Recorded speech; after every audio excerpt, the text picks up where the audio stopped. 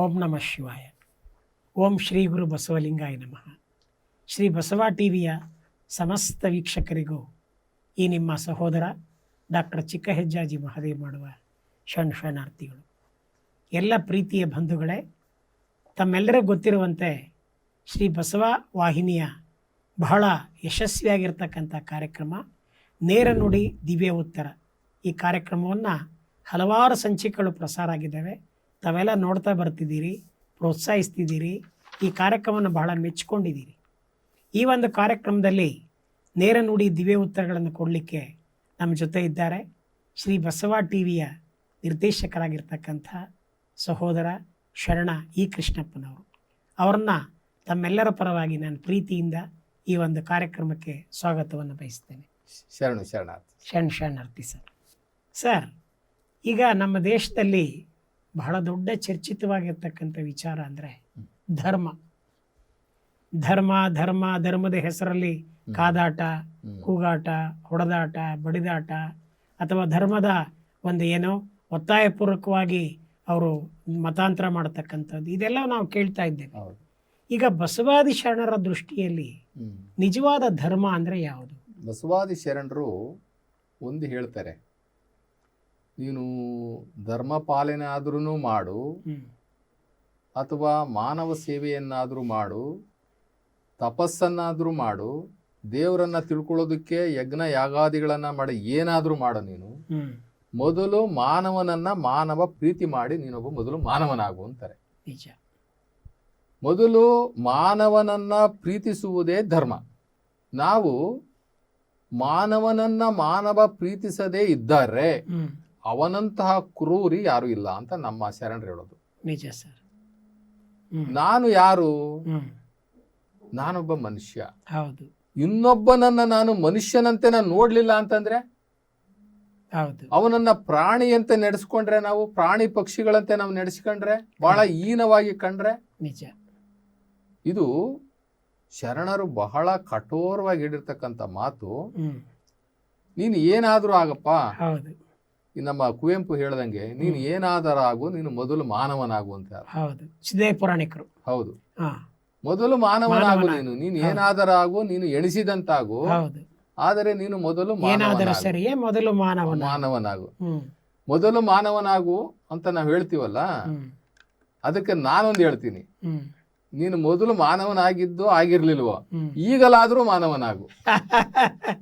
ನಿಜ ಸರ್, ನಿಜ. ಈಗ ಪಾಸ್ಟ್ ಇಸ್ ಪಾಸ್ಟ್, ಕರೆಕ್ಟ್.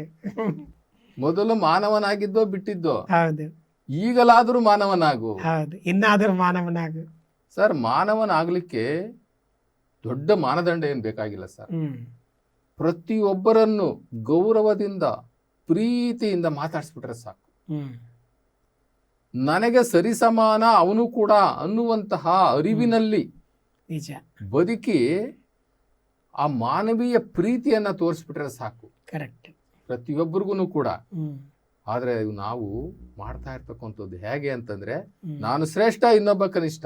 ಹೌದು, ನಾನು ಶ್ರೇಷ್ಠ, ಎಲ್ಲಾದ್ರಲ್ಲೂ ನಾನು ಶ್ರೇಷ್ಠ, ನನ್ನ ಜಾತಿನಲ್ಲಿ ಶ್ರೇಷ್ಠ, ನನ್ನ ಸಂಸ್ಕಾರದಲ್ಲಿ ಶ್ರೇಷ್ಠ, ನನ್ನ ಸಂಸ್ಕೃತಿಯಲ್ಲಿ ಶ್ರೇಷ್ಠ, ನನ್ನ ಕ್ಯಾಟಗರಿನಲ್ಲಿ ನಾನು ಶ್ರೇಷ್ಠ, ಇನ್ನೊಬ್ಬ ಕನಿಷ್ಠ. ಮಾನವನನ್ನ ಈ ಡಿಸ್ಕ್ರಿಮಿನೇಷನ್ ಮಾಡೋದಿದೆಯಲ್ಲ, ಅವನನ್ನ ಕ್ರಿಟಿಸೈಸ್ ಮಾಡೋದಿದೆಯಲ್ಲ, ಅವನನ್ನ ತುಳಿಯೋದಿದೆಯಲ್ಲ, ಇದಕ್ಕೂ ಅಂತ ಕೆಟ್ಟ ಸಂಸ್ಕೃತಿ ಯಾವುದೂ ಇಲ್ಲ. ನಿಜ. ಇದನ್ನ ಶರಣರು ಬಹಳ ಕಠೋರವಾಗಿ ವಿರೋಧ ಮಾಡಿ ಈ ಭಾರತೀಯ ಸಮಾಜವನ್ನ ತಿದ್ದಲಿಕ್ಕೆ ಹೊರಟಿದ್ದು ಮೊದಲನೇ ಪಾಯಿಂಟ್ ಅಂದ್ರೆ ಇದೇನೆ. ಹೌದು, ಮೊದಲನೇ ಪಾಯಿಂಟ್ ಅವ್ರದ್ದು ಏನು ಅಂತಂದ್ರೆ, ನಮಗೆ ಆರ್ಥಿಕ ಸಮಾನತೆ ಆಮೇಲೆ ನೋಡೋಣ, ಧಾರ್ಮಿಕ ಸಮಾನತೆ ಆಮೇಲೆ ನೋಡೋಣ, ಬಡತನ ಇನ್ನೊಂದು ಆಮೇಲೆ ನೋಡೋಣ, ಮೊದಲು ಮನುಷ್ಯನನ್ನ ಮನುಷ್ಯ ಪ್ರೀತಿ ಮಾಡುವಂತ ಆಗಬೇಕು. ಹೌದು, ಇದನ್ನ ಶರಣರು ಮೊದಲು ಪ್ರತಿಪಾದನೆ ಮಾಡಿದ್ದು. ಸರ್, ಭಾರತೀಯ ಸಮಾಜದಲ್ಲಿ ನಾವು ಲ್ಯಾಡರ್ ಟೈಪ್ ಆಫ್ ಸೊಸೈಟಿಯನ್ನ ನೋಡ್ತೀವಿ ಅಲ್ವರ? ಹೌದು. ಬ್ರಾಹ್ಮಣ, ಕ್ಷತ್ರಿಯ, ವೈಶ್ಯ, ಶೂದ್ರ ಅಂತಕ್ಕಂಥ ವರ್ಣಾಶ್ರಮಗಳು ಲ್ಯಾಡರ್ ಟೈಪ್ ಆಫ್ ಸೊಸೈಟಿನ ನೋಡ್ತೀವಿ. ಈ ಭಾರತೀಯ ಸೊಸೈಟಿ ಅಥವಾ ಈ ಭಾರತೀಯ ಸಮಾಜ ಇದೆಯಲ್ಲ, ಈ ಭಾರತೀಯ ಸಮಾಜದಲ್ಲಿ ಈ 4 ವರ್ಗಗಳಲ್ಲದೆ ಜಾತಿಗಳಿಂದಲೂ ಕೂಡ ಹೌದು ಉಪ ಪಂಗಡಗಳಾಗಿ ನಾವು ಇದು ಪೀಸ್ ಮಾಡ್ತಾ ಹೋಗ್ತೀವಿ ಹೌದು ಅಲ್ವರ, ಹೊಡಿತಾ ಹೋಗ್ತೀವಿ. ಕೊನೆಗೆ ಅಣುಗಾತ್ರದಲ್ಲೂ ಕೂಡ ಹೊಡೆದು ಬಿಸಾಕ್ತಿವಿ ಸಮಾಜನ. ಆವಾಗ ಈ ಸಮಾಜದಲ್ಲಿ ಸಮಾನತೆ ಆಗ್ಲಿ ಒಗ್ಗಟ್ಟಾಗ್ಲಿ ಎಲ್ಲಿಂದ ಬರ್ತದೆ? ಹೌದು ನಾವು ಸಮಾಜ ಕಟ್ಟೋದ್ರಲ್ಲೇ ಫೇಲ್ಯೂರ್ ಆಗಿಬಿಟ್ಟಿದೀವಲ್ಲ. ನಿಮಗೆ ಧರ್ಮ ಎಲ್ಲಿಂದ ಬಂತು? ಹೌದು ನಿಮಗೆ ಸಮಾಜನೇ ಇಲ್ಲ. ಭಾರತೀಯ ಸಮಾಜ ಛಿದ್ರ ಚಿತ್ರಾನ್ನ, ಒಗ್ಗಟ್ಟೇ ಇಲ್ಲ. ನೀವು ಯಾರಿಗಾದ್ರೂ ಕೇಳಿ ನೀನು ಯಾರಪ್ಪ ಅಂತಂದ್ರೆ ಜಾತಿಯಲ್ಲಿ ಜಾತಿ, ಜಾತಿಯಲ್ಲಿ ಜಾತಿ, ಜಾತಿಯಲ್ಲಿ ಜಾತಿ, ಒಂದು ಉಪಜಾತಿ ಹೇಳ್ತಾನೆ. ಯಾರ ಬಾಯಿನಲ್ಲೂ ನೀನು ಯಾರಪ್ಪ ಅಂದ್ರೆ ನಾನು ಭಾರತೀಯ ಅಂತ ಯಾರು ಹೇಳೋದಿಲ್ಲ. ಇವಾಗ ಯಾಮಾರ್ಸ್ ನಿಮ್ಮನ್ನ ಕೇಳಿದ್ರೆ ಸರ್ ನೀವು ಯಾರು ಅಂದ್ರೆ ನೀವು ಭಾರತೀಯ ಅಂತ ಏಕ್ದಮ್ ನೀವು ಹೇಳ್ತೀರಾ? ಇಲ್ಲ. ನಾನು ಹೇಳ್ತೀನ ನೀನು ಯಾರಪ್ಪ ಅಂತ ಹೇಳಿದ್ರೆ ನಾನು ಭಾರತೀಯ ಅಂತ ಹೇಳ್ತೀವ? ಇಲ್ಲ. ಆದರೆ ಧರ್ಮದಲ್ಲಿ ಹೋಗ್ಲಿ, ಧರ್ಮದಲ್ಲಾದ್ರೂ ತಗೊಳ್ಳೋಣ. ಯಾರನ್ನಾರ ನೀವು ಕೇಳಿ ನೀನ್ ಯಾರಪ್ಪ ಅಂತಂದ್ರೆ ನಾನು ಹಿಂದೂ ಅಂತ ಯಾರನ್ನು ಹೇಳ್ತಾರ? ನೀವ್ ಯಾರಪ್ಪ ಅಂತಂದ್ರೆ ನೀನ್ ಹಿಂದೂ ಅಂತ ಯಾರು ಹೇಳಲ್ಲ. ಅವನು ಜಾತಿನೋ ಅಥವಾ ಉಪಜಾತಿನೋ ಹೇಳ್ತಾನೆ ಹೊರತು ಅವನು ಈ ಧರ್ಮದ ಹೆಸರು ಹೇಳಲ್ಲ, ನಾನು ಹಿಂದೂ ಅಂತಲೂ ಹೇಳಲ್ಲ, ಅಥವಾ ನಾನು ಭಾರತೀಯ ಅಂತಲೂ ಹೇಳಲ್ಲ. ನಾವು ಈ ದೇಶದ ಅಖಂಡತೆಯನ್ನ ಕಾಪಾಡುವುದರಲ್ಲಿ ಮತ್ತೆ ಒಂದು ಸಮಾಜವನ್ನ ಒಗ್ಗಟ್ಟು ಮಾಡಿ ಸಮಾಜವನ್ನ ಸಮಗ್ರತೆ ಮಾಡೋದ್ರಲ್ಲಿ ಎರಡರಲ್ಲೂ ಫೇಲ್ಯೂರ್ ಆಗಿದ್ದೀವಿ. ನಾವು ಬರೀ ಚಿತ್ರ ಮಾಡಿ ವಿಚಿತ್ರವಾಗಿ ನಾವು ಸಮಾಜವನ್ನ ಬೇರ್ಪಡಿಸಿರೋದು ಬಿಟ್ರೆ ಸಮಾಜನೂ ಕಟ್ಟಿಲ್ಲ, ಭಾರತೀಯ ಸಮಾಜನೂ ಕಟ್ಟಿಲ್ಲ, ಭಾರತ ದೇಶವನ್ನು ನಾವು ಅಖಂಡವಾಗಿ ಕಟ್ಟಿಲ್ಲ. ಒಂದು ಭೌಗೋಳಿಕವಾಗಿ ಕಟ್ಕೊಂಡಿರ್ಬೋದು, ಆದ್ರೆ ಮನಸ್ಸುಗಳನ್ನ ಕಟ್ಟಿದೀವ. ನಾವೆಲ್ಲಾರು ಹಿಂದೂ, ನಾವೆಲ್ಲಾರು ಒಂದು ಅಂತ ಸುಮ್ನೆ ಸ್ಲೋಗನ್ ಹೇಳ್ತೀವಿ ಅಷ್ಟೇ. ಸ್ಲೋಗನ್ ಹೇಳೋಕ್ ಚೆನ್ನಾಗಿದೆ, ನೋಡೋಣ ಎಲ್ಲಾರು ಜೊತೆಲಿ ಕೂತ್ಕೊಂಡು ಊಟ ಮಾಡ್ರಿ, ಹೋಗ್ಲಿ ನೀವು ಸಂಬಂಧಗಳು ಬೆಳೆಸ್ರಿ, ಎಲ್ಲ ಜೊತೆನಲ್ಲಿ ನೋಡೋಣ ಸಂಬಂಧಗಳು ಬೆಳೆಸ್ರಿ. ಯಾವುದೋ ಒಂದು ರಾಜಕೀಯ ಲಾಭಕ್ಕೆ ನಾವೆಲ್ಲರೂ ಒಂದು, ನಾವೆಲ್ಲ ಹಿಂದೂ. ಸಮಾಜದಲ್ಲಿ ಈವರೆಗೆ ಸುಧಾರಣೆನೂ ಕಂಡಿಲ್ಲ, ಒಗ್ಗಟ್ಟು ಕಂಡಿಲ್ಲ. ಒಂದು ಪ್ಲಾಟ್ಫಾರಮ್ ಆಗಿ ನಾವೆಲ್ಲ ಹಿಂದೂಗಳು ಅಂತ ಯಾರೂ ಸೇರಿಲ್ಲ, ಅಥವಾ ನಾವೆಲ್ಲರೂ ಭಾರತೀಯರು ಒಂದೇ ಅಂತ ಎಲ್ಲೂ ಸೇರಿಲ್ಲ. ಇವತ್ತೂ ಕೂಡ ನಮ್ಮಲ್ಲಿ ವಿವಿಧತೆ ಇದ್ದೇ ಇದೆ. ಆದರೆ ನಮ್ಮ ರಾಜೀವ್ ಗಾಂಧಿ ಅವರು ಹೇಳ್ದಂಗೆ ವಿವಿಧತೆಯಲ್ಲಿ ಏಕತೆಯನ್ನ ಸಾಧಿಸಿದ್ದೀವಲ್ಲ ನಾವು, ಅದೇ ನಮ್ಮ ದೊಡ್ಡ ಸಾಧನೆ. ಈ ಭಾರತ ದೇಶದಲ್ಲಿ ಆ ವಿವಿಧತೆಯಲ್ಲಿ ಏಕತೆಯನ್ನ ಸಾಧಿಸಿರುವುದೇ ನಮ್ಮ ಅತಿ ದೊಡ್ಡ ಸಾಧನೆ. ಯೂನಿಟಿ ಇನ್ ಡೈವರ್ಸಿಟಿ ಅಷ್ಟೇ. ಆದರೆ ನಾವು ನಮ್ಮ ಈ ಹಿಂದೂ ಅನ್ನುವಂತಹ ಶಬ್ದವನ್ನ ನಾವು ಅದೊಂದು ಧರ್ಮ ಅಂತ ಹೇಳಿ ಕರೀಲಿಕ್ಕೆ ಆಗೋದಿಲ್ಲ. ಈ ಜಾಗತಿಕ ಮಟ್ಟದಲ್ಲಿರ್ತಕ್ಕಂಥ ಧರ್ಮಗಳಿದ್ದಾವೆ. ಆ ಧರ್ಮಕ್ಕೆ ಒಬ್ಬ ಧರ್ಮವನ್ನ ಕೊಟ್ಟಂತಹ ಒಬ್ಬ ಅಧಿಪತಿ ಇರ್ತಾನೆ, ಧರ್ಮವನ್ನ ಕೊಟ್ಟಂತಹ ಧರ್ಮಾಧಿಕಾರಿ ಇದ್ದಾನೆ ಅಲ್ಲವರ, ಅಥವಾ ಒಬ್ಬ ಪ್ರವಾದಿ ಇರ್ತಾನೆ, ಧರ್ಮ ಸ್ಥಾಪಕ ಇರ್ತಾನೆ ಅಲ್ವರ. ಹಾಗಿದ್ದರೆ ನಾವು ಹಿಂದೂ ಧರ್ಮದ ಸ್ಥಾಪಕರನ್ನ ಯಾರನ್ನಾಗಿ ತೋರಿಸ್ಬೇಕು ನಾವು ಅಲ್ವರ? ಏನು ಬುದ್ಧನ ತೋರ್ಸದ, ಮಹಾವೀರನ ತೋರ್ಸದ, ಅಥವಾ ನಾವು ಶಂಕರಾಚಾರ್ಯರನ್ನ ತೋರ್ಸದ, ಮಧ್ವಾಚಾರ್ಯರನ್ನ ತೋರ್ಸದ, ರಾಮಾನುಜಾಚಾರ್ಯನ ತೋರ್ಸದ? ಯಾರನ್ನ ತೋರ್ಸೋದು? ಅಥವಾ ಶ್ರೀಕೃಷ್ಣನ ತೋರ್ಸೋದ? ಭಗವದ್ಗೀತೆ ಕೊಟ್ಟಂತಹ ಶ್ರೀಕೃಷ್ಣನ ತೋರ್ಸೋದ? ಇನ್ನು ನಾವು ವೇದ ಉಪನಿಷತ್ತು ಆಗಮಗಳಿಗೆ ಯಾರ ಕರ್ತರು ಅಂತ ನಮ್ಗೆ ಗೊತ್ತೇ ಇಲ್ಲ ಅಲ್ವರ. ಪುರಾಣಗಳಲ್ಲಿ ಅವ್ರು ಹೇಳಿ ಇವ್ರಿಗೆ ಹೇಳಿದ್ರಂತೆ, ಇವ್ರು ಅವ್ರಿಗೆ ಹೇಳಿದ್ರಂತೆ ಅಂತ ಹೇಳ್ತಾರೆ, ಆದ್ರೆ ಅದಕ್ಕೆ ಸಾಕ್ಷಿ ಇಲ್ಲ. ನಾವು ವೇದ ಉಪನಿಷತ್ತು ಆಗಮಗಳು ಇವೇನು ಭಗವದ್ಗೀತೆ ಒಂದು ಶ್ರೀಕೃಷ್ಣ ನಮ್ಗೆ ಬೋಧನೆ ಮಾಡ್ದ ಅನ್ನೋದು ಒಂದು ಬಿಟ್ರೆ ಇನ್ನ ಯಾವುದೇ ನಮಗೆ ಈ ಧಾರ್ಮಿಕ ಒಂದು ಸಿದ್ಧಾಂತಗಳಿಗೆ ಇಂಥವರೇ ಕರ್ತೃಗಳು ಅಂತ ಹೇಳಿ ನಮ್ಗೇನು ಇದು ಮಾಡಿಲ್ಲ. ಈಗ ರಾಮಾಯಣ ಮಹಾಭಾರತ ತಗೊಂಡ್ರೆ ಅದು ತತ್ವ ಅಲ್ಲ, ಅದು ತತ್ವ ಸಿದ್ಧಾಂತ ಅಲ್ಲ, ಅದೊಂದು ಪುರಾಣದ ಕಥೆ. ಅದು ಕಾವ್ಯಗಳು. ಅದು ನಡೆದಿದೆಯೋ ನಡೆದಿಲ್ವೋ ಅದು ಬೇರೆ ಮಾತು ಅಲ್ವರ. ಅಥವಾ ನಡೆದಿದ್ರೆ ಈ ಮಟ್ಟಕ್ಕೆ ನಡೆದಿರಲ್ಲ, ನಡೆದಿಲ್ಲ ಅಂತ ಹೇಳೋಕ್ಕೂ ಆಗೋದಿಲ್ಲ, ನಡೆದಿದೆ ಅಂತ ಹೇಳೋಕ್ಕೂ ಆಗೋದಿಲ್ಲ. ಆದ್ರೆ ಈ ದೇಶದ ಬಹುಸಂಖ್ಯಾತ ಜನರ ನಂಬಿಕೆ ಅದೊಂದು ನಂಬಿಕೆ. ಆ ನಂಬಿಕೆ ಇವತ್ತು ಯಾವ ಸ್ಥಾನವನ್ನ ತಕೊಂಡಿದೆ ಅಂತಂದ್ರೆ ಆ ಪುರಾಣಗಳಲ್ಲಿ ಬರುವಂತಹ ಪಾತ್ರಧಾರಿಗಳು, ಆ ಪುರಾಣದಲ್ಲಿ ಬರುವಂತಹ ಪಾತ್ರಧಾರಿಗಳೇ ತ್ರೇತಾಯುಗ, ದ್ವಾಪರ ಯುಗ, ಈ ದಾಟಿ ಇವತ್ತು ಈ ಕಲಿಯುಗ ಬರೋಷ್ಟೊಳಗಡೆ ಆ ಪಾತ್ರಧಾರಿಗಳೇ ದೇವರುಗಳಾಗ್ಬಿಟ್ಟಿದ್ದಾರೆ ಅಲ್ವರಾ. ಈಗ ದ್ವಾಪರ ಯುಗದಲ್ಲಿದ್ದಂಥವ್ರು, ತ್ರೇತಾಯುಗದಲ್ಲಿ ಇದ್ದಂಥವರು, ಆ ಪುರಾಣದ ಕಥೆಗಳಲ್ಲಿ ಬರುವಂಥವ್ರು ಇವತ್ತಿನ ಕಲಿಯುಗಕ್ಕೆ ಏನಾದರೂ ದೇವರುಗಳಾಗೋಗ್ಬಿಟ್ರು. ಇದು ಮಾನವ ನಿರ್ಮಿತ, ಮಾನವ ಕಲ್ಪಿತ ದೇವರುಗಳನ್ನ ಮಾಡಿಕೊಂಡು ನಾವಿವತ್ತು ಅದನ್ನೇ ಒಂದು ಸಮಾಜ ಅಂತ ಮಾಡಿ ಅದನ್ನೇ ಒಂದು ಧರ್ಮ ಅಂತ ಮಾಡ್ಲಿಕ್ಕೆ ಆಗಲ್ಲ. ಧರ್ಮ ಅಂತ ಹೇಳಲಿಕ್ಕೆ ಆಗುದಿಲ್ಲ. ಇಲ್ಲಿ ಧರ್ಮ ಸ್ಥಾಪಕರಿಲ್ಲ ಒಂದು. ಎರಡನೇದಾಗಿ ಧರ್ಮ ಗ್ರಂಥನೇ ಇಲ್ಲ ನಮಗೆ. ಯಾವ್ದನ್ನ ಧರ್ಮ ಗ್ರಂಥ ಅಂತೀರಾ? ಒಂದು ಧರ್ಮ ಆಗಬೇಕಾದ್ರೆ ಧರ್ಮ ಗ್ರಂಥ ಬೇಕು. ಒಂದು ದೇಶ ಆಗಬೇಕಾದ್ರೆ ಒಂದು ಸಂವಿಧಾನ ಹೇಗೆ ಬೇಕೋ ಹಾಗೆ ಒಂದು ಧರ್ಮ ಆಗ್ಬೇಕಂತಂದ್ರೆ ಶಿಷ್ಟಾಚಾರಗಳನ್ನ ಹೇಳುವಂತಹ ಧರ್ಮ ಗ್ರಂಥ ಬೇಕು. ಶಿಷ್ಟಾಚಾರಗಳು ಅಂದ್ರೆ ಏನು? ಬೇಕು ಬೇಡಗಳು, dos do nots. Dos do nots. ಒಂದು ಮಗು ಜನನವಾದ ದಿನದಿಂದ ಆ ಮಗು ಬೆಳೆದು ತನ್ನ ಬಾಲ್ಯ ಯೌವನ ಮುಪ್ಪಿನವರೆಗೆ ಹೋಗಿ ಕೊನೆಗೆ ಅವನ ಅಂತ್ಯದ ಕಾಲದವರೆಗೆ ಹೆಂಗಿರ್ಬೇಕು ಅಂತ ಹೇಳ್ಬಿಟ್ಟು ಯಾವ ಧರ್ಮ ತನ್ನ ಶಿಷ್ಟಾಚಾರಗಳನ್ನ ಪ್ರತಿಪಾದನೆ ಮಾಡ್ತದೋ ಮನುಷ್ಯನ ಮೇಲೆ ಅದು ಧರ್ಮ. ಯಾವ ಧರ್ಮ ಎಲ್ಲರನ್ನು ತನ್ನ ಕಟ್ಟುಪಾಡುಗಳಲ್ಲಿ ಹಿಡಿದಿಟ್ಕೊಂಡಿರ್ತದೋ ಅದು ಧರ್ಮ. ಯಾವುದು ಒಂದು ಕವರಿಂಗ್ ಪೇಜ್ ಅಲ್ಲಿ ಎಲ್ಲರನ್ನು ಕೂಡ ಬಂಧಿಸಿ ಹೀಗೆ ಹೋಗ್ಬೇಕು ಅಂತ ಮಾರ್ಗದರ್ಶನ ಕೊಡುತ್ತಲ್ಲ ಅದು ಧರ್ಮ. ಆ ರೀತಿಯ ಮಾಡಬೇಕು ಮಾಡಬಾರದು ಅಂತ ಹೇಳುವಂತಹ ಒಂದು ಏಕೈಕ ಗ್ರಂಥ ನಮ್ಮ ದೇಶದಲ್ಲಿ ಯಾವುದಿದೆ? ಇವತ್ತು ಭಗವದ್ಗೀತೆ ನಾವು ತಗೊಂಡ್ರೆ ಭಗವದ್ಗೀತೆಯ ಕರ್ತೃ ಶ್ರೀಕೃಷ್ಣ ಅಂತ ಇವತ್ತು ಜಗತ್ವ್ಯಾಪಿ ಆಗಿದ್ರು ಕೂಡ ನಾವು ಶ್ರೀಕೃಷ್ಣನನ್ನ ದೇವರ ಸ್ಥಾನಕ್ಕೆ ಇಟ್ಬಿಟ್ಟಿದ್ದೀವಿ. ದೇವರ ಸ್ಥಾನಕ್ಕೆ ಇಟ್ಬಿಟ್ಟಿದ್ದೀವಿ. ಎಲ್ಲೂ ಕೂಡ ಕೃಷ್ಣ ನಾನೇ ದೇವರು ಅಂತ ಎಲ್ಲೂ ಹೇಳಿಲ್ಲ. ಆದರೆ ಭಾಷಾಂತರ ಮಾಡುವಂತಹ ಈ ಪ್ರವೀಣರು ಅಂತ ಹೇಳ್ತೀವಲ್ಲ, ಅಥವಾ ಸಂಸ್ಕೃತ ಪಂಡಿತರಿದಾರಲ್ಲ, ಅವ್ರೇನ್ ಮಾಡಿದ್ರು, ಅವ್ರ ಮನೋಇಚ್ಛೆ ಅದನ್ನ ತರ್ಜುಮೆ ಮಾಡುವಾಗ ಬರೆದಿಟ್ಬಿಟ್ರು. ಈಗ ನಾವು ಆ ಭಗವದ್ಗೀತೆಯನ್ನ ಯಥಾವತ್ತಾಗಿ ಈ ದೇಶದಲ್ಲಿ ಒಬ್ರು ಕೃಷ್ಣ ಒಬ್ಬ ಪ್ರವಾದಿ ಅಂತ ನಾವೇನಾದ್ರು ಒಪ್ಕೊಂಡೆ ಇದ್ದಿದ್ರೆ ಅದರಲ್ಲಿ ಕೆಲವು ಶಿಷ್ಟಾಚಾರಗಳು ಇದ್ದಾವೆ, ಕೆಲವು ಶಿಷ್ಟಾಚಾರಗಳು ಇಲ್ಲ. ಹೆಂಗೆ ಅಂತಂದ್ರೆ ಈಗ ಮನುಷ್ಯನನ್ನ ಎತ್ತಿ ಕಟ್ಟಿ ಯುದ್ಧ ಮಾಡಿಸೋದು ಧರ್ಮ ಅಂತ ಹೇಳಕ್ಕಾಗುತ್ತಾ ನಾವು? ಶ್ರೀಕೃಷ್ಣ ಏನ್ ಹೇಳ್ತಾನೆ? ನೀನ್ ಯುದ್ಧ ಮಾಡು, ನೀನ್ ಯುದ್ಧ ಮಾಡಪ್ಪ, ನೀನು ಉಳಿಬೇಕು ಅಂತಂದ್ರೆ ನಿನ್ನ ಶತ್ರುಗಳನ್ನ ಕೊಲ್ಲು, ಇಲ್ಲಾಂದ್ರೆ ನೀನ್ ಸಾಯಿ. ನೀನ್ ಸಾಯಿ, ಇಲ್ಲಾಂದ್ರೆ ಸಾಯಿಸು. ಇದು ಧರ್ಮ ಅಲ್ಲ. ಇದು ಆವ ಸಂದರ್ಭಕ್ಕೆ ಹೇಳಿರ್ತಕ್ಕಂಥ ಕೆಲವು ಉಪದೇಶಗಳು ಅಂತ ಹೇಳಬಹುದು.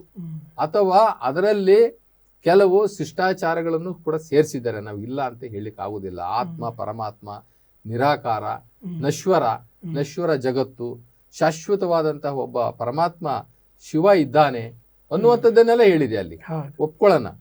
ಆದರೆ ಅದನ್ನೇ ಧರ್ಮ ಮಾಡುವಂತಹ ಲಕ್ಷಣಗಳು ಎಲ್ಲವೂ ಕೂಡ ಅದರೊಳಗೆ ಅಡಕವಾಗಿಲ್ಲ. ಆದ್ರೆ ಈಗ ನಾವು ಈ ಜಗತ್ತನ್ನ ಆಡ್ತಾ ಇರತಕ್ಕಂತ ಕುರಾನು ಮತ್ತೆ ಬೈಬಲ್ ಏನಿದೆಯಲ್ಲ, ಗ್ರಂಥದವರನ್ನ ನಾವು ಹೊಗಳ್ತೀವಿ ಅನ್ನೋ ಮಾತಲ್ಲ ಅದು. ಹೊಗಳದೇ ಬೇರೆ, ವ್ಯಾಖ್ಯಾನ ಮಾಡಿ ನಾವು ಹೋಲಿಕೆ ಮಾಡೋದೇ ಬೇರೆ ಇದೆ. ಆದರೆ ಆ ಧರ್ಮ ಗ್ರಂಥಗಳು ಏನ್ ಹೇಳ್ತವೆ ಅಂತಂದ್ರೆ, ಮನುಷ್ಯನಿಗೆ ಯಾವ ರೀತಿಯ ಈ ಭೂಮಿಯ ಮೇಲೆ ಬದುಕಬೇಕು ಅನ್ನುವಂತಹ ಅತ್ಯಮೂಲ್ಯವಾದಂತಹ ಪರಿಪೂರ್ಣವಾದಂತಹ ಸಂದೇಶಗಳನ್ನ ಕೊಡ್ತಾರೆ. ಅಲ್ಲಿಗೆ ಒಂದು ಧರ್ಮ ಗ್ರಂಥನೂ ಇದೆ, ಧರ್ಮದ ಆ ಒಂದು ಗ್ರಂಥದ ಸ್ಥಾಪಕರು ಇದ್ದಾರೆ, ಧರ್ಮ ಸ್ಥಾಪಕರು ಇದ್ದಾರೆ ಅಂತ ಆಯ್ತು. ಇದರ ನಮ್ಮ ದೇಶದಲ್ಲಿ ಧರ್ಮ ಸ್ಥಾಪಕರು ಇಲ್ಲ. ಮತ್ತೆ ಹಿಂದೂ ಧರ್ಮ ಅನ್ನುವಂತಹ ಒಂದು ಪುಸ್ತಕ ಅಥವಾ ಧರ್ಮ ಗ್ರಂಥನೂ ಕೂಡ ನಮ್ಮಲ್ಲಿಲ್ಲ. ಹೀಗಾಗಿ ಇದು ಬಹು ಆರಾಧನೆಯ, ಬಹು ನಂಬಿಕೆಗಳ ಒಂದು ಸಮಗ್ರತೆಯ ಒಂದು ಜೀವನ ಅಂತ ಹೇಳ್ಬೋದು ಅಷ್ಟೇ. ಜೀವನ ಕ್ರಮ ಅಷ್ಟೇ. ಈ ಜೀವನ ಕ್ರಮ ಅವರವರ ನಡ್ಕೊಂಡಂತೆ ಅವರವರ ಭಾವಿಸಿದಂತೆ ಅವರವರ ಮಟ್ಟಕ್ಕೆ ಅದು ಒಂದು ತತ್ವವಾಗಿ ಬೆಳ್ಕೊಂಡು ಹೋಗ್ತಾ ಇದೆ. ತದ್ಭವತಿ. ಇಲ್ಲಿ ಧರ್ಮ ಅನ್ನೋದಕ್ಕೆ ಇನ್ನೊಂದು, ನಾವು ಒಂದು ಶಿಷ್ಟಾಚಾರ ಹೇಳಿದೆ, ಇನ್ನೊಂದು ಜನಗಳ ಮೇಲೆ ತನ್ನ ಹಿಡಿತವನ್ನ ಸಾಧಿಸೋದು ಅಂತಕ್ಕಂಥದ್ದು ಹೇಳಿದೆ. ಆ ಧರ್ಮ ಜನಗಳ ಮೇಲೆ ಹಿಡಿತವನ್ನ ಸಾಧಿಸುವಂಥದ್ದು. ಆಮೇಲೆ ಇನ್ನೊಂದು ಹೇಳಿದೆ, ತಮಗೆ ಏನು ಮಾಡಬೇಕು ಏನು ಮಾಡಬಾರ್ದು ಅನ್ನುವಂಥ ಕಟ್ಟುಪಾಡುಗಳನ್ನು ಹೇಳುವಂಥದ್ದು ಅಂತ ನಾನು ಹೇಳಿದೆ.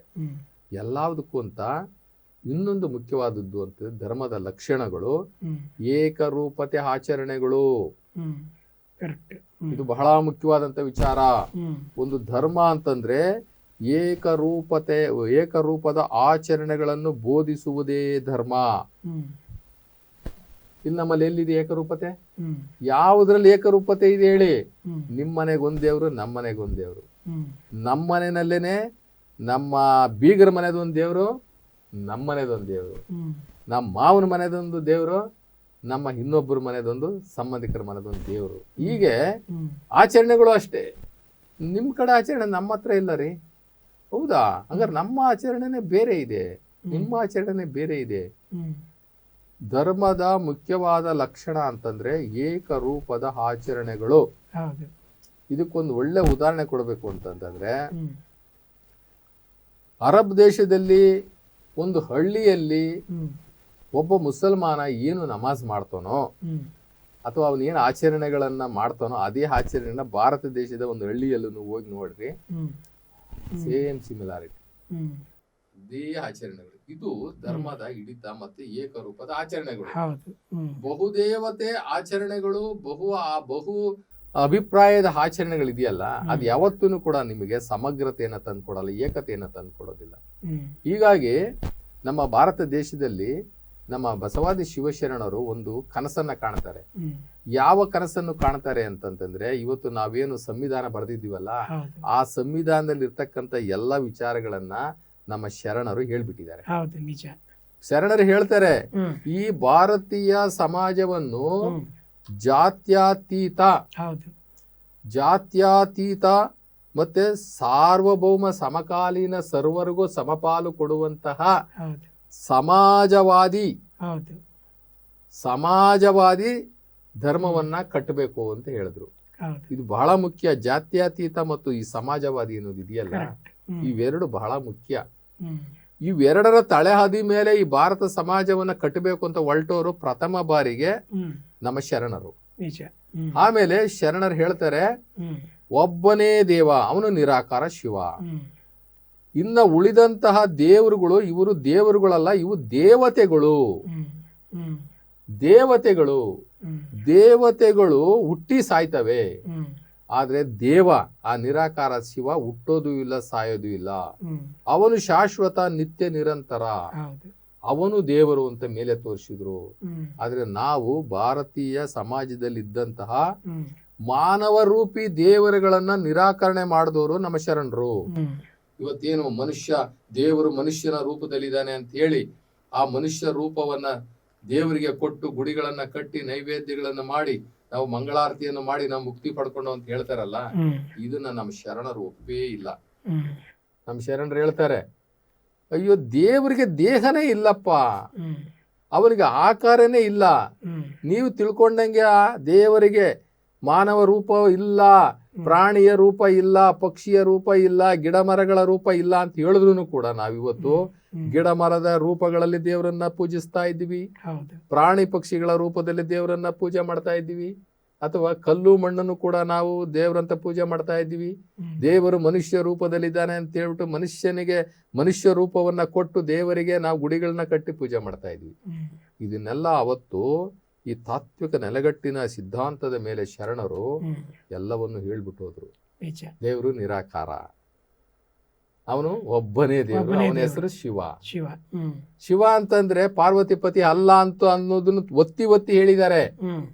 ಪಾರ್ವತಿಪತಿ ಶಿವನು ದೇವರಲ್ಲ, ಅವನೊಬ್ಬ ಲಿಂಗ ಪೂಜಕ, ಅವನೊಬ್ಬ ಶಿವಯೋಗಿ, ಅವನೊಬ್ಬ ಮಹರ್ಷಿ, ಅವನೊಬ್ಬ ಸಂಸಾರದಲ್ಲಿದ್ದುಕೊಂಡು ತನ್ನ ಮೂರನೇ ಕಣ್ಣು ಜಾಗೃತ ಮಾಡಿಕೊಂಡಂತ ಒಬ್ಬ ಮುಕ್ಕಣ್ಣ, ಅತ್ಯಂತ ಶ್ರೇಷ್ಠವಾದಂತಹ ಒಬ್ಬ ಸಂಸಾರಿ ಅಂತ ಹೇಳಿ ಕೂಡ ಹೇಳಿದ್ದಾರೆ. ಆದ್ರೂ ಕೂಡ ಈ ದೇಶ ಬಹುದೇವ ಆರಾಧನೆಯ ಮೂಲಕ ವೈವಿಧ್ಯತೆಯ ಆಚರಣೆಗಳನ್ನ ಮಾಡ್ತಾ ಇರ್ತಕ್ಕಂಥದ್ದ ಈ ಹಿಂದೂ ಅಂತಕ್ಕಂಥ ಶಬ್ದವನ್ನ ನಾವು ಧರ್ಮ ಅಂತ ಕರೀಲಿಕ್ಕೆ ಆಗುದಿಲ್ಲ. ಇದು ಒಂದು ನಂಬಿಕೆ ಅಷ್ಟೇ, ಆಚರಣೆ. ಇದೊಂದು ಆಚರಣೆಯ ನಂಬಿಕೆಗಳು, ಹೋಗ್ತಾ ಇರ್ಬೇಕಷ್ಟೇ ಇದು. ಆದರೆ ಈ ದೇಶದಲ್ಲಿ ಶರಣರ ಧರ್ಮ ಸ್ಥಾಪನೆ ಆಗಬೇಕಾಗಿತ್ತು. ನಮ್ಮ ಭಾರತ ದೇಶದಲ್ಲಿ ಶರಣರ ಈ ಧರ್ಮ ಏಕದೇವ ಆರಾಧನೆಯ ಧರ್ಮ, ಸಮಾಜವಾದಿ ಧರ್ಮ, ಜಾತ್ಯತೀತ ಧರ್ಮ ಸ್ಥಾಪನೆ ಆಗಬೇಕಾಗಿತ್ತು. ಆದರೆ ದೈವ ಸಂಕಲ್ಪ ಆ 2, 3, 4 ತತ್ವಗಳನ್ನು ಸೇರಿಸಿಕೊಂಡಂತಹ ಸಂವಿಧಾನ ಉಳ್ಳಂತಹ ದೇಶ ನಮ್ಮದಾಗಿದೆ. ಸಂವಿಧಾನದಲ್ಲಿ ಶರಣರ ಎಲ್ಲ ಆಶಯಗಳು ಅಡಕವಾಗಿದ್ದಾವೆ. ಇದರಿಂದ ನಾವು ಬಹಳ ತೃಪ್ತಿಯಾಗಿದೆ. ಆದ್ರೆ ಭಾರತ ದೇಶದಲ್ಲಿ ಶರಣರ ಧರ್ಮ ಇರಬೇಕಾಗಿತ್ತು, ಅಥವಾ ಇನ್ನ ಸ್ವಲ್ಪ ಹಿಂದಕ್ಕೆ ಹೋಗಿ ದೇವರ ಬಗ್ಗೆ ಸ್ವಲ್ಪ ಕರೆಕ್ಟಾಗಿ ಸ್ಪಷ್ಟೀಕರಣ ಕೊಟ್ಟಿದ್ದಿದ್ರೆ ಬೌದ್ಧ ಧರ್ಮ ಇರಬೇಕಾಗಿತ್ತು ಈ ದೇಶದಲ್ಲಿ. ಶರಣರ ಧರ್ಮ ಇಲ್ಲ ಬೌದ್ಧ ಧರ್ಮ ಈ ದೇಶದಲ್ಲಿ ಇರಬೇಕಾಗಿತ್ತು. ಆದರೆ ಜನಗಳಿಗೆ ಈ ಬಹಳ ದೇವರುಗಳನ್ನ ಕೊಟ್ಬಿಟ್ವಿ, ಡಜನ್ ಗಟ್ಟಲೆ ದೇವರುಗಳನ್ನ ಕೊಟ್ಬಿಟ್ವಿ. ಯಾವ ದೇವ್ರನ್ನು ಬಿಟ್ಟು ಅವ್ರು ಬರ್ಲಿಕ್ಕೆ ರೆಡಿ ಇಲ್ಲ. ಆ ಒಂದು ಲೆವೆಲ್ಗೆ ನಾವು ಜನಗಳನ್ನ ತಗೊಂಡೋಗಿರೋದ್ರಿಂದ ನಾವು ಯಾರನ್ನು ಕೂಡ ಇವಾಗ ಕದಲ್ಸಕ್ ಆಗೋದಿಲ್ಲ. ಅವ್ರವ್ರ ಇರೋವಷ್ಟು ದಿನ ಅವ್ರ ಅನ್ಕೊಂಡಿದ್ದೆ ಅದು ಭಕ್ತಿ ಮಾರ್ಗದಲ್ಲಿ ಹೋಗ್ತಾ ಇದಾರೆ ಅಷ್ಟೇ. ನಮ್ಮ ಶರಣರು ಹೇಳ್ತಾರೆ, ಪೂಜೆ ಮಾಡೋದು ಭಕ್ತಿ ಮಾರ್ಗ. ಈಗ ನಾವೇನ್ ಪೂಜೆಗಳು ಮಾಡ್ತೀವಲ್ಲ, ಈ ಪೂಜೆ ಮಾಡೋದು ಭಕ್ತಿ ಮಾರ್ಗ ಅಷ್ಟೇನೆ. ಸಿಕ್ಕಿದ್ದನ್ನೆಲ್ಲ ದೇವ್ರು ಅಂತ ತಿಳ್ಕೊಳ್ಳೋದು, ಸಿಕ್ಕಿದ್ದನ್ನೆಲ್ಲ ಪೂಜೆ ಮಾಡೋದು ಇದೆಯಲ್ಲ, ಅದು ಒಂದು ಭಕ್ತಿ ಮಾರ್ಗ.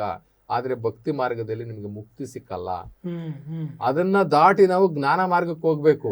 ಆ ಜ್ಞಾನ ಮಾರ್ಗಕ್ಕೆ ಹೋದಾಗ ಅನ್ಸುತ್ತೆ, ಈ ಏನು ವಸ್ತುಗಳನ್ನ ನಾನು ಪೂಜೆ ಮಾಡ್ತಾ ಇದ್ನಲ್ಲ, ಇದು ಆ ನಿರಾಕಾರ ಪರಮಾತ್ಮ ಶಿವ ಸೃಷ್ಟಿ ಮಾಡಿರ್ತಕ್ಕಂಥ ವಸ್ತುಗಳು ಅಂತ ಗೊತ್ತಾಗುತ್ತೆ. ಅವಾಗ ವಸ್ತುಗಳನ್ನ ಬಿಡ್ತೀವಿ, ಆ ಶಕ್ತಿನ ಹಿಡ್ಕತೀವಿ. ನಾವು ವಸ್ತುಗಳನ್ನ ಕೈ ಬಿಟ್ಬಿಡ್ತೀವಿ, ಆ ಶಕ್ತಿನ ಹಿಡ್ಕೋತೀವಿ. ಪೂಜೆನ ಕೈ ಬಿಟ್ಬಿಡ್ತೀವಿ, ಧ್ಯಾನ ಕೂತ್ಕೋತೀವಿ. ಧ್ಯಾನದ ಮುಖಾಂತರ ಮಾತ್ರ ಆತ್ಮ ಮತ್ತೆ ಪರಮಾತ್ಮನ ಸಂಬಂಧವನ್ನ ಬೆಳೆಸಿ ಆತ್ಮಜ್ಞಾನ ಮತ್ತೆ ಪರಮಾತ್ಮ ಜ್ಞಾನವನ್ನ ಹೊಂದಿ ನಾವು ಮುಕ್ತಿ ಪಡಿಬಹುದೇ ಹೊರತು, ಅಥವಾ ನಾವು ಆ ಪರಮಾತ್ಮನನ್ನ ನಾವು ಸಾಕ್ಷಾತ್ಕಾರ ಮಾಡ್ಕೋಬಹುದೇ ಹೊರತು, ನಾವು ಈ ಭಕ್ತಿ ಮಾರ್ಗದಲ್ಲಿ ಸಿಕ್ಕಿದ್ದನ್ನೆಲ್ಲ ಪೂಜೆ ಮಾಡೋರ್ಗೆ ಎಲ್ಲರಿಗೂ ಸ್ವರ್ಗ ಸಿಕ್ಕಲ್ಲ, ದೇವ್ರು ಸಿಕ್ಕಲ್ಲ. ಇದೊಂದು ಹಂತ ಅಷ್ಟೇನೆ. ಆದ್ರೆ ನಾವು ಜ್ಞಾನ ಮಾರ್ಗಕ್ಕೆ ಹೋಗ್ಬೇಕಾದ್ರೆ ಭಕ್ತಿ ಮಾರ್ಗ ಬಿಟ್ಟು ಹೋಗ್ತೀವಿ ಅಂದ್ರೆ ಆಗುದಿಲ್ಲ. ಇಲ್ಲಿಂದಲೇ ಹೋಗ್ಬೇಕಾಗುತ್ತೆ. ಅದೇ ಫೌಂಡೇಶನ್. ಆದ್ರೆ ನಾವೇನ್ ಮಾಡ್ತಾ ಇದೀವಿ ಅಂದ್ರೆ ಅಲ್ಲಿಗೆ ನಿಂತು ಬಿಡ್ತೀವಿ, ನಮ್ಮನ್ನ ಅಲ್ಲಿಗೆ ನಿಲ್ಲಿಸ್ಬಿಡ್ತಾರೆ, ಮುಂದಕ್ಕೆ ಹೋಗ್ ಬಿಡೋದಿಲ್ಲ. ಆದರೆ ಕೆಲವರು ಪ್ರವಾದಿಗಳು ಈ ನಮ್ಮ ದೇವರ ಒಂದು ಸಂದೇಶಗಳನ್ನ ತಗೊಂಡು ಬರುವಂತಹ ದೇವದೂತರಿದಾರಲ್ಲ, ಅವರು ನೇರವಾಗಿ ಅವರು ಜ್ಞಾನ ಮಾರ್ಗಕ್ಕೆ ಬರ್ತಾರೆ. ದೇವರ ಬಗ್ಗೆ ಇರ್ತಕ್ಕಂಥ ತಪ್ಪು ಕಲ್ಪನೆಗಳನ್ನೆಲ್ಲ ಹೋಗಲಾಡಿಸಿ, ಮೂಢನಂಬಿಕೆಗಳನ್ನೆಲ್ಲ ಹೋಗಲಾಡಿಸಿ, ಅವ್ರಿಗೊಂದು ರೀತಿಯ ಒಂದು ವೈಜ್ಞಾನಿಕ ಪ್ರಜ್ಞೆಯನ್ನ ಕೊಟ್ಟು, ಧಾರ್ಮಿಕ ಪ್ರಜ್ಞೆಯನ್ನ ಕೊಟ್ಟು, ಧರ್ಮಗ್ರಂಥಗಳನ್ನು ಕೊಟ್ಟು ಹೋಗ್ತಾರೆ. ಆದರೆ ಈ ಅಜ್ಞಾನ ಅಂತಕ್ಕಂಥದ್ದು ಈ ಮಾನವ ಸಮಾಜದಲ್ಲಿ ತುಂಬಿ ತುಳುಕ್ತಾ ಇದೆ. ಈ ಮಾಯೆ ಅಂತಕ್ಕಂಥದ್ದು ತುಂಬಿ ತುಳುಕ್ತಾ ಇದೆ. ಹೀಗಾಗಿ ಎಷ್ಟು ಜನ ಬಂದು ಈ ಸಮಾಜಕ್ಕೆ ಚಿಕಿತ್ಸೆ ಮಾಡಿದ್ರು ಕೂಡ ಮತ್ತೆ ಕಾಯಿಲೆ ಬೀಳ್ತಿದೆ ಈ ಸಮಾಜ. ನಿಜ. ಅದೇ ಈ ಧರ್ಮಾಂಧತೆ ಅಂತಾರಲ್ಲ, ಹೌದು, ಅಂಧತೆ. ಈ ಧರ್ಮಾಂಧತೆ ಇವತ್ತು ನಮ್ಮನ್ನ ಏನ್ ಮಾಡ್ತಿದೆ ಅಂತ ಕೇಳಿದ್ರೆ ಸರಿದಾರಿಯಲ್ಲಿ ಕರ್ಕೊಂಡು ಹೋಗ್ತಾ ಇಲ್ಲ. ದೇವರ ವಿಚಾರದಲ್ಲಿ ಇವತ್ತಿಗೂ ಕೂಡ ನಮ್ಮ ಭಾರತ ದೇಶದಲ್ಲಿ ಯಾರಿಗೂ ಸ್ಪಷ್ಟತೆ ಸಿಕ್ಕಿಲ್ಲ. ನೋಡಿ, ಒಂದು ಬಹಳ ದುರಂತ ಅಂದ್ರೆ, ವಿಜ್ಞಾನಿಗಳು ನಾನು ಇಷ್ಟು ಸಾಧನೆ ಮಾಡಿದ್ದೀನಿ, ಅಷ್ಟು ಸಾಧನೆ ಮಾಡಿದ್ದೀನಿ ಅನ್ನುವಂತಹ ಆ ವಿಜ್ಞಾನಿಗೂ ಕೂಡ ಬ್ರಹ್ಮಜ್ಞಾನದ ಅರಿವಿಲ್ಲ. ದೇವ್ರು ಯಾರು ಅಂತ ಅವ್ರಿಗೂ ಗೊತ್ತಿಲ್ಲ, ಅವರು ಬಹುದೇವೋಪಾಸಕರೇ. ಸೊ ಇವ್ರು ಇಷ್ಟೆಲ್ಲ ಸಂಶೋಧನೆ ಮಾಡ್ತಾರಲ್ಲ, ಮಂಗಳ ಗ್ರಹ ಎಲ್ಲಿದೆ, ಚಂದ್ರಗ್ರಹ ಎಲ್ಲಿದೆ, ಎಲ್ಲಿಂದ ಎಲ್ಲಿಗೆ ತಲೆ ಓಡಿಸಿ ಎಲ್ಲ ಮಾಡ್ತಾರಲ್ಲ, ಅದೇ ರೀತಿ ದೇವ್ರ ಮೇಲೆ ಒಂದು ಸಂಶೋಧನೆ ಮಾಡ್ಲಿ, ದೇವರು ಯಾರು ಅನ್ನೋದ್ರ ಬಗ್ಗೆ ಸಂಶೋಧನೆ ಮಾಡ್ಲಿ. ಸಿಕ್ಕಿದ್ದನ್ನೆಲ್ಲ ದೇವರು ಅನ್ನೋದಕ್ಕಿಂತ who is real god, who created this universe, ಅಲ್ವರ ಬೇಡ, ಈ ಯೂನಿವರ್ಸ್ ಬೇಡ, ಹೂ ಕ್ರಿಯೇಟೆಡ್ ಮೀ, ನನ್ನನ್ನು ನಿರ್ಮಿಸಿದವನು ಯಾರು? ಒಂದು ಪ್ರಶ್ನೆ ಹಾಕೊಳ್ಳಿ ವಿಜ್ಞಾನಿಗಳು, ನನ್ನನ್ನು ನಿರ್ಮಿಸಿದವರು ಯಾರು? ಈ ಜಗತ್ತನ್ನು ನಿರ್ಮಿಸಿದವರು ಯಾರು? ನನ್ನ ಉಸಿರು ಯಾರ ಕೈನಲ್ಲಿದೆ? ನನ್ನ ಪ್ರಾಣ ಯಾರ ಕೈನಲ್ಲಿದೆ? ನನ್ನ ಹುಟ್ಟು ಯಾರ ಕೈನಲ್ಲಿದೆ? ನನ್ನ ಸಾವು ಯಾರ ಕೈನಲ್ಲಿದೆ? ನಾನು ಸತ್ತ ನಂತರ ನಾನು ಏನಾಗುತ್ತೇನೆ? ಒಂದು ಸಂಶೋಧನೆ ಮಾಡ್ಲಿ ಎಲ್ಲ ಸೇರ್ಕೊಂಡು. ಸರ್, ಚರ್ಚೆ ತುಂಬಾ ಚೆನ್ನಾಗಿ ಸಾಕ್ತಾ ಇದೆ. ಬಸವ ಟಿವಿ ಅವರು ನಮಗೆ ನಿಗದಿಪಡಿಸಿರ್ತಕ್ಕಂಥ ಅವಧಿ ಮುಗಿದಿದೆ. ಮುಂದಿನ ಸಂಚಿಕೆಯಲ್ಲಿ ಭೇಟಿಯಾಗೋಣ. ತಮ್ಮೆಲ್ಲರಿಗೂ ಕೂಡ ನಮಸ್ಕಾರಗಳು. ಶರಣ ಶರಣ ಶರಣ ಇರ್ತದೆ ಸರ್.